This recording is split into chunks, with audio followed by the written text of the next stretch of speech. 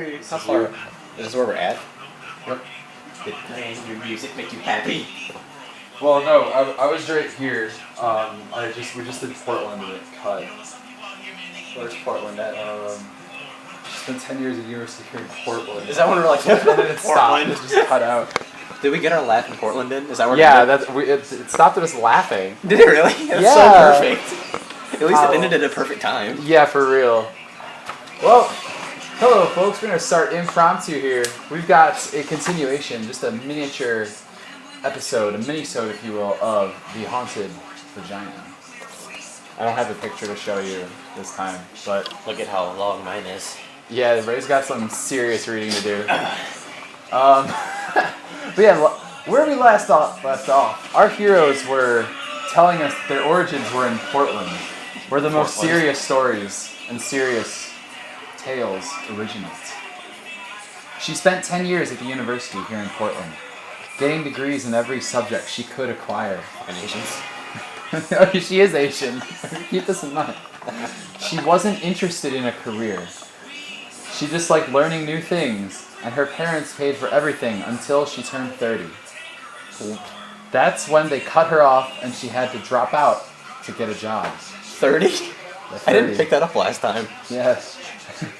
Unfortunately, her degrees in philosophy, history, Russian, anthropology, psychology, and humanities were useless in the job market. So she worked at one of the hipster clothing stores downtown. That's when she decided that her real passion in life was fashion design. And she's been saving up her money to go back to school ever since. I never went to college, I told her. Never ever? She asked. I was busy trying to be a musician. I sang and played guitar. I wanted to be like Beck or the guy from Soul Coffee. But after 10 years of going nowhere, I gave up. Crowds just didn't like me. Nightclubs stopped booking me for shows. I kept playing my music at open mic night at Produce Row, but eventually quit. I got sick of the lack of applause. I got sick of people ignoring me, talking at their tables like I wasn't even there. It was just a big waste of time. Did playing your music make you happy? She asked. Yes, I said. Then it wasn't a waste of time, she said. That's when I realized I was in love with her.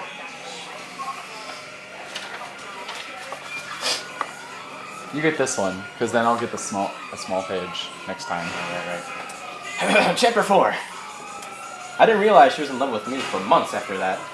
She always said I was cute and small, but that didn't prove anything. A terrier is also cute and small, and I wanted her to love me more than she'd love a terrier. Ray, I have to stop you. I have a question. Do you think she's small enough, or he's small enough, to fit inside her vagina? I don't know. See, we don't have enough we'll find information. Out. We'll learn. To hypothesize this quite yet. Go on. The day I found out she loved me was the first day we made love. Well, obviously he's big enough to make love. Go on. We were walking in the park blocks, down by the art museum, talking about music. She told me she wanted to build a theremin and start a band. I asked if I could be in her band. She said no. She wanted to play Schubert and Debussy on the theremin, and that I wouldn't fit in. Then we talked about how she planned to give a theremin rendition of Death and the Maiden, and how she wanted to incorporate it into bondage performance. As we were walking, we passed a grubby homeless man, probably 40 years old, sleeping on a park bench shivering wet. I recognized him. His name was Donut. Or at least, I've heard his friends address him as Donut. Without thinking, I took off my coat and wrapped it around him. It was odd, because I haven't even given change to the homeless in years. When I first moved to Portland, I used to almost daily. If I had change and somebody asked for it, I would give it to them. But I eventually stopped. Mostly because I stopped using cash and was paying for everything with a debit card. I just didn't have change to give away. But they kept asking. Corner after corner, day after day. When I did have change to give, they wouldn't thank me for it. When I apologized for not having change, they would get pissed off and spit on my shoes. Donut happened to be the worst of them. He was a stocky black guy with a bright orange sweater who strolled around Pioneer Square. He wouldn't ask me for change outright. First he would ask me if I had a problem with black people. I would say no. He would then ask me for money. Then I would give it to him, as if that was proof that I truly did not have a problem with black people. He would follow me for a block and ask for a little more. I would give him whatever I had, even $1 or $2. Then he'd ask for a little more.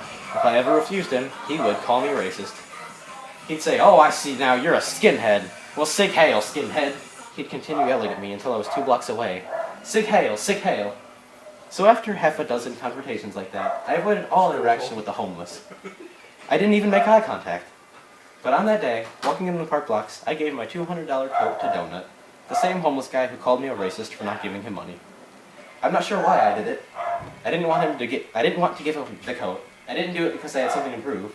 I just saw a guy freezing on a park bench, covered him with my coat, and continued on. Maybe it was because I was with Stacy. Maybe I was just so happy walking next to her that it made me want to make somebody else happy too. I don't know. But after she saw me give away my coat, as if it were the most common thing to do in the world, Stacy stopped me in the park, leaned down and kissed me as deeply as she possibly could, and then she told me that she loved me with her shiny dark eyes.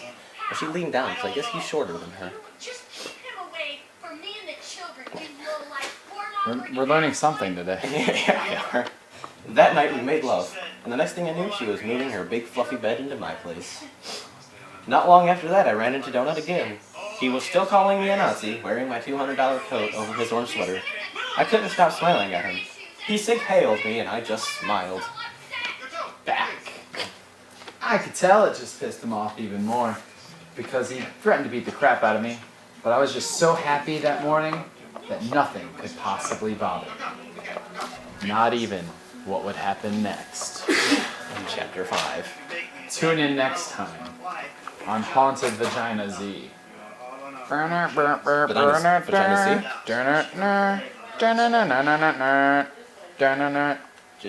Drop the bass. But judge. Oh god, we gotta think of a good intro for. Such a good time. It just recorded.